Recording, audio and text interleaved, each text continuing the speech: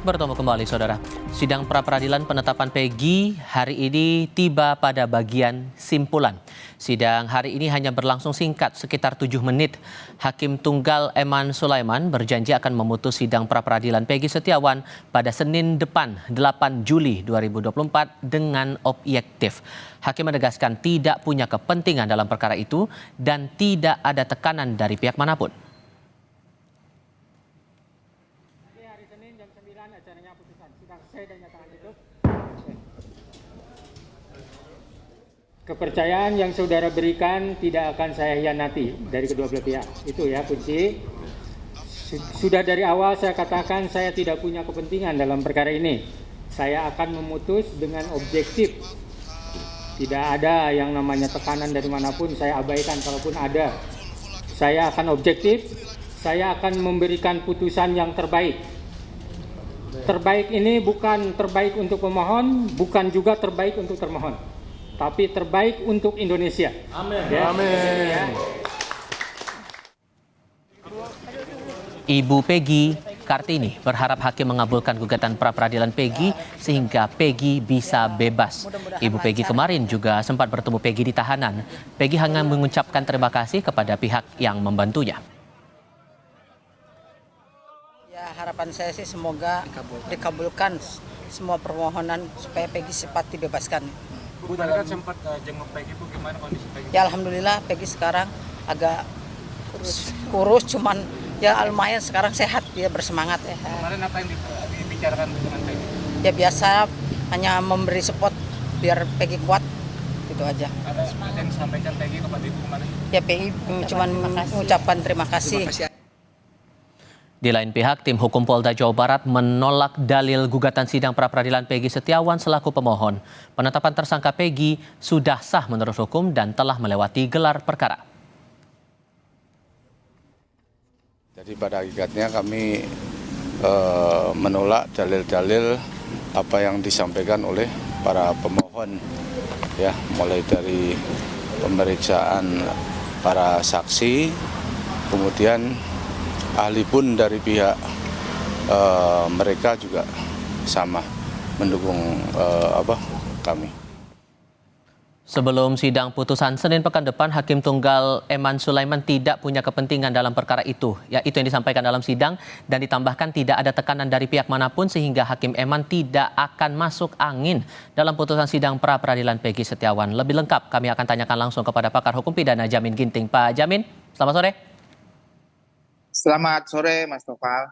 Sampai ditegaskan oleh hakim bahwa ia tidak punya kepentingan apapun, tidak ada tekanan dari pihak manapun dalam saat menutup sidang. Anda menangkap ini maksudnya karena ini lagi jadi sorotan publik atau ada hal lain di sini?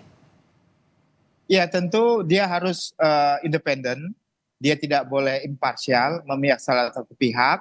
Baik itu ada tekanan dari manapun, apakah dari kepolisian yang dalam hal ini pasti mempunyai kepentingan karena mereka yang termohon, ataukah dari pihak keluarga ya yang dijadikan tersangka Peggy Setiawan maupun dari manapun ya. Jadi dia tetap konsisten sesuai dengan tugas dan fungsinya sebagai hakim yang independen gitu.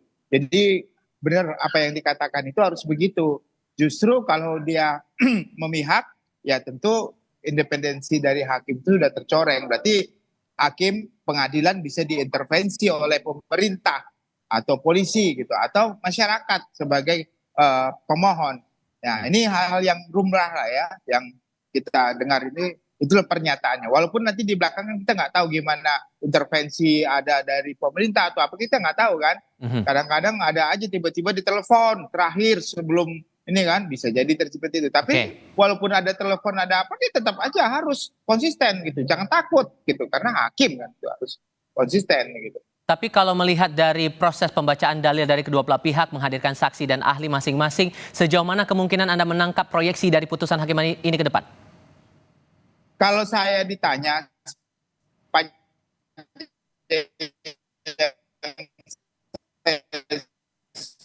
Pak Jamin?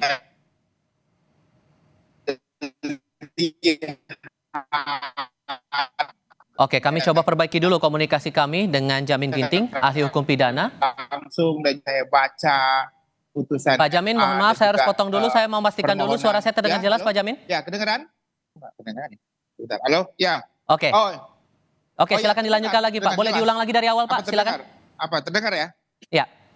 Ya, jadi yang saya katakan, kalau benar ini yang saya amatin dan saya baca beberapa putusan yang ada ini, maka saya bisa berkesimpulan kalau dari sisi formil ya, pra peradilan ini sudah benar begitu. Apalagi dalam hal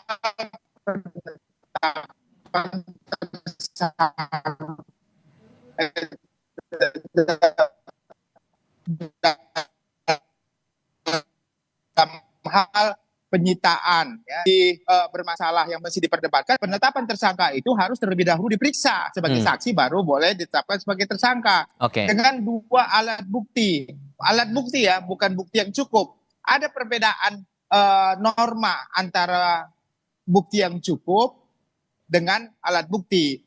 Kalau bukti yang cukup itu cukup secara jumlah, tapi bisa saja kualitas enggak. Tapi kalau alat bukti itu sudah pasti alat bukti mempunyai kualitas, bukan hanya cukup. Ya, karena diatur dalam 184 klasifikasi alat bukti itu kualitas ya, bukan jumlah begitu. Oke, sehingga konsekuensinya apa kalau kemudian ini dikabulkan dan apa konsekuensinya kalau ini ditolak permohonan pra peradilannya? Ya, kalau dia dikabulkan berarti penetapan terhadap tersangka ini tidak sah, maka dinyatakan batal demi hukum. Demikian juga penyitaan dan penangkapan dianggap tidak sah dan batal demi hukum. Maka harus dikembalikan ke keadaan semula, dipulihkan harkat dan martabatnya. Nah, nanti kalau di kemudian hari penyidik bisa lagi menetapkan tersangka, tetapi dengan alat bukti lain, bukan alat bukti yang sudah ada sekarang ini begitu. Nah, untuk mendapatkan alat bukti itu harus ada sprindik baru terkait dengan penetapan tersangka berikutnya. Tidak boleh pakai sprindik yang sekarang ini, harus sprindik baru lagi karena untuk penangkapan, penahanan dan segala macam itu dengan sprindik baru, demikian. Oke, hasil putusan baru akan dibacakan nanti oleh Hakim Tunggal pada Senin pekan depan. Pak Jamin, terima kasih banyak sudah berbagi pandangan bersama kami kali ini. Selamat sore. Terima kasih, Mas Topal.